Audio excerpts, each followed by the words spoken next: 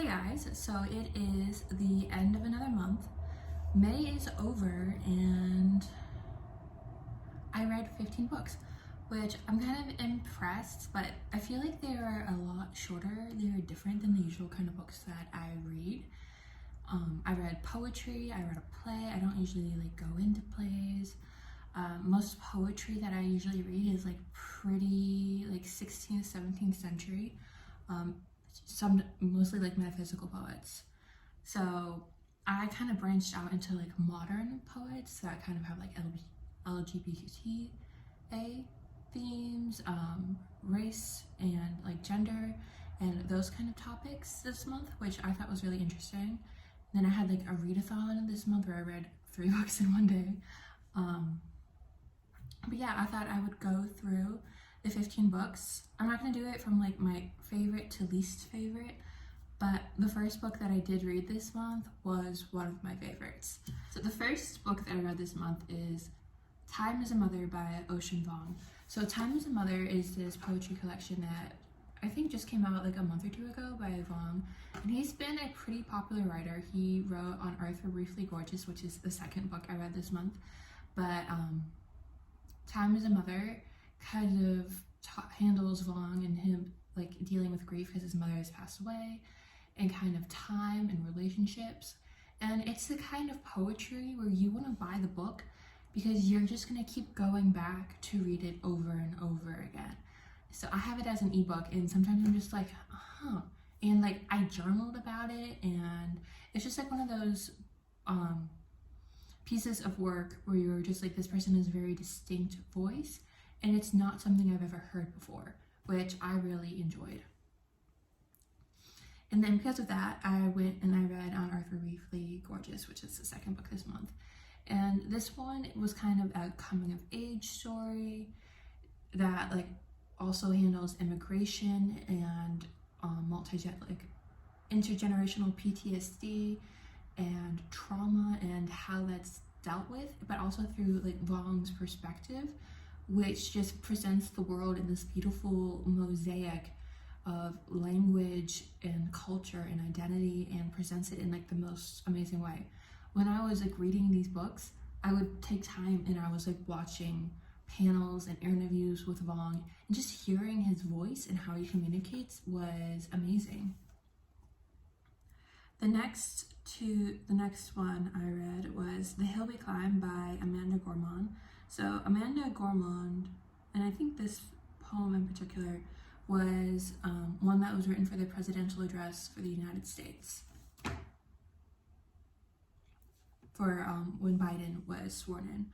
So it's very interesting to see, because there's so much literature that we know from the past that's kind of cemented in history.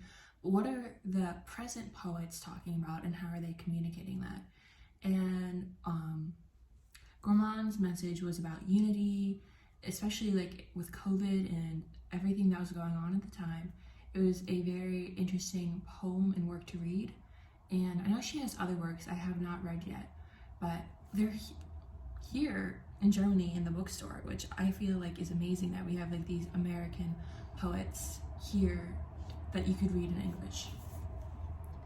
Then I read, after that, Night Sky with Exit Runes by Ocean Vong. So this was Ocean Vong's first collection of poetry, and I did read Vong's works backwards. I read his newest, his middle, and then his first piece of work in the opposite order. But once I read Night Sky with Exit Runes, you can definitely see the themes that he continued from that collection with On Earth We're Briefly Gorgeous, and then Time is a Mother. So he's kind of created this continuous canon and themes, and it just kind of cements his voice, I guess, about things he tackles and the imagery he uses, which I thought that was very nice. I feel if you're going to read Vong, you should read all of his work, because then you just get the full experience, and you get to see how he's developed as a writer over time. Then I read 5 poems by Toni Morrison. This was pretty short. I'm including this as a book. It was a web listing, but Toni Morrison has only 5 published poems that I know about, and I was so excited. I'm like, she has poems? Like, I was like, woke up in the middle of the night. I'm like, what's Toni Morrison's first name? It's Chloe. And then I was just like, okay, but she wrote poems. I was reading her Wikipedia page, and I was like, oh, she wrote poems. So I read the poems, and I'm like, of course, Toni Morrison wrote great, excellent poetry. And then also I saw that she had written a short story called Sweetness that follows these two girls at kind of like a halfway home orphanage in the United States, and things like race come up, but you don't know which. It's kind of presented that one girl's black and one girl's white, but you don't know who it is, how it's presented in the story. So the whole time you're kind of questioning, is this person being racist? And then kind of, but how is racist presented, especially when the story was written, and how is it understood now? And all of that kind of thing, because it follows these two women as they are children until they are mothers themselves, and kind of how those roles change. And it's something that's still debated today. Morrison never said, she said it was supposed to be ambiguous that way. Then I read The Metamorphosis by Franz Kafka. I read this one because of Tumblr. I kept seeing excerpts from Kafka's diaries, and I'm like, that's kind of relatable. I'm like, I shouldn't relate to Kafka right now because I've never read Kafka, but I've always heard the jokes like Kafka-esque, so I'm like, I just need to read this. And I listened to it as an audiobook, and it was a pretty good story, and you do get to see this presentation of who this man was, and how he turns into a bug, but it's more than that. He turns into something that his family can't tolerate, and then he's eventually kind of left to perish because he's no longer around there to support them, and they won't continue to support him as time goes on. And kind of how the daughter at the end, in a way, is on her way to becoming the bug, and kind of the whole cycle of capitalism and family worth, and kind of where we're kind of placed. Then I read Waiting for Godot by Samuel Beckett. This was a poem that's actually here in the house. It's the only physical book that I've read in this house that I actually don't have with me. But Waiting for Godot is about these two men. It's a play. It's kind of pointless. And I saw that review on the back of the book. I'm like, huh. But it's this humorous kind of story where these two characters wait for a third character to come, and they have these interactions with other characters, but the third character never arrives. So basically, these two characters are waiting and having these interactions for no reason, because they're told, oh yeah, come back the next day, that's when they'll definitely be here, and then that never happens.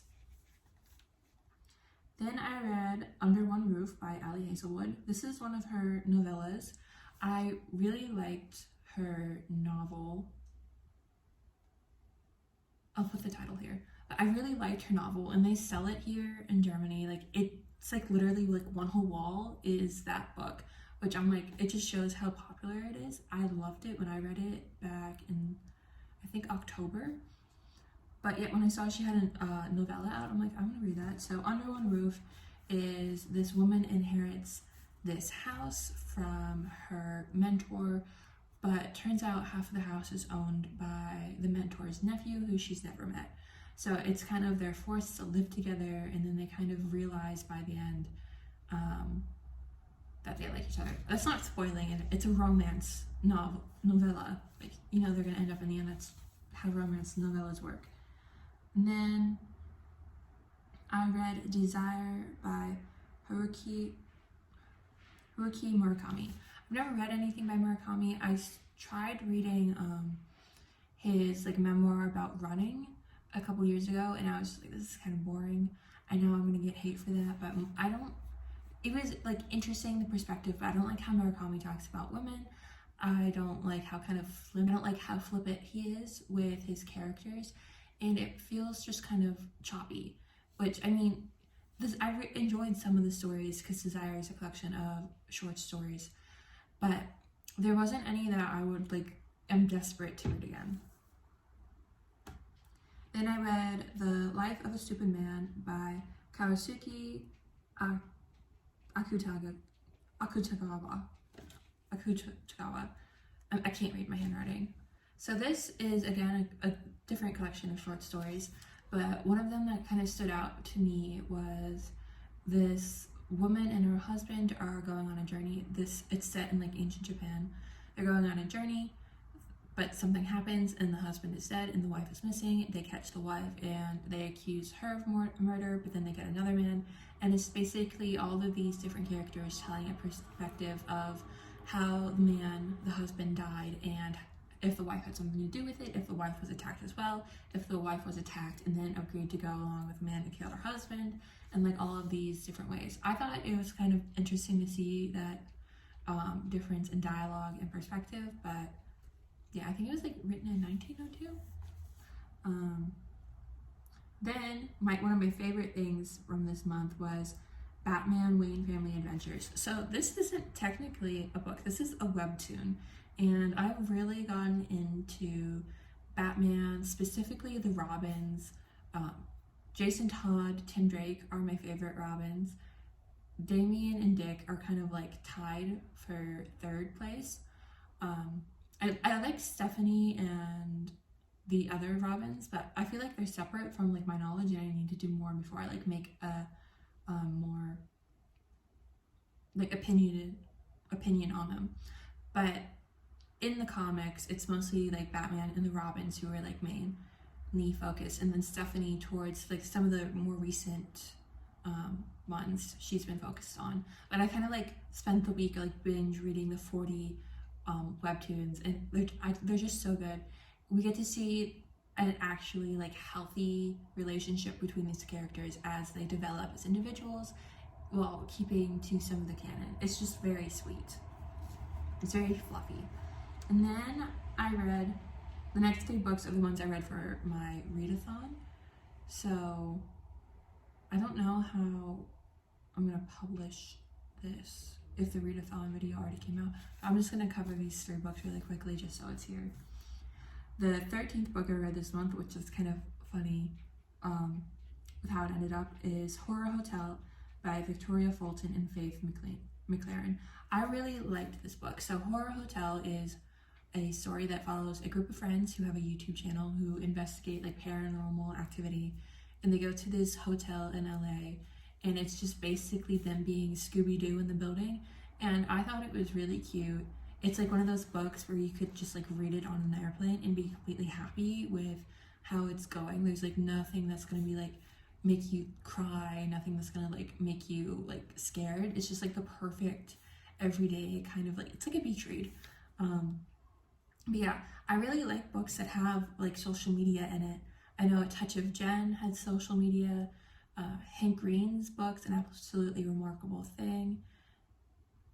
His books have social media in it. I just kind of like seeing his social media used as a tool in literature because it's so part of modern life. I think even Ali Smith's Summer has social media. I think they mentioned like Snapchat or something in it.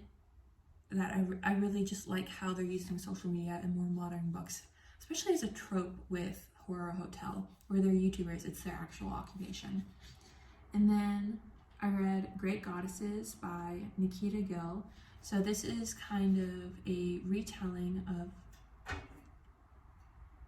The cat just jumped right behind my phone. But Great Goddesses is a collection of poems, prose, and retellings of ancient stories of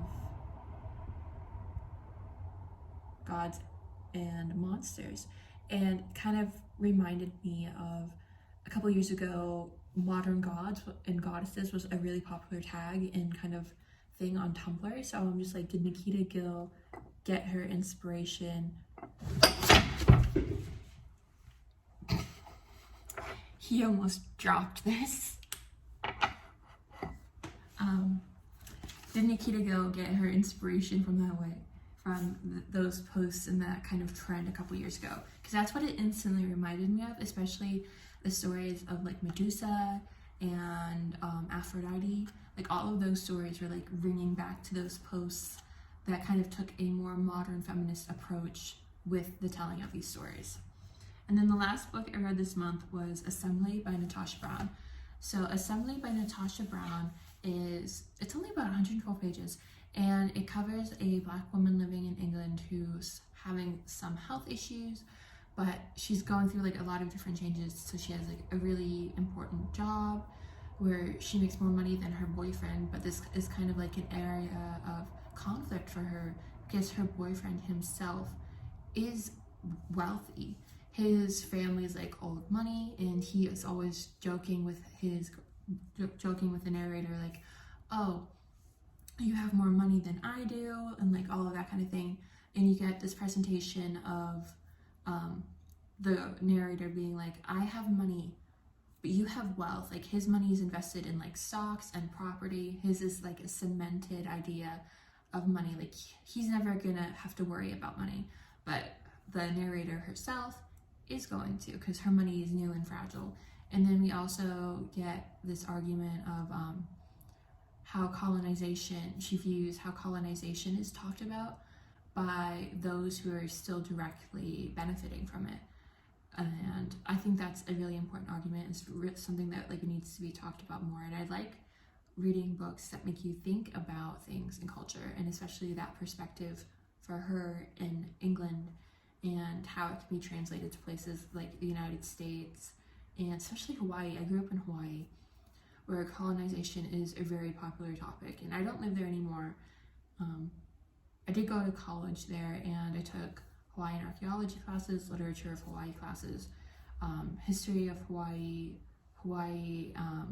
health and sports, which kind of talked about colonization, not only because in a lot of discussions in class, we talked about how Hawaii as a culture was affected in terms of like language and stories and kind of the practice of farming and religion. But then with the health and sports class, we kind of talk about how dance, food, all of those kind of things also changed, which is like another layer of colonization. Because colonization just doesn't cover one thing, it covers everything. And that's what it means to be colonized. So we kind of get that perspective from the book.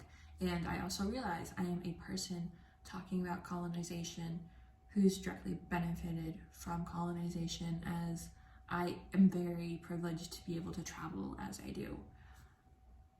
So I thought I would just say that. Yeah, those were the 15 books I read this month. I really enjoyed Ocean Vuong's work, and I'm really excited to see what he does in the future, and especially Natasha Brown, because I think this was her debut. Assembly was her debut novel. I'm excited to see what she also does in the future. So thank you guys so much for watching. It was a good month of reading, and I hope you have had a good month. I will see you next time. Bye.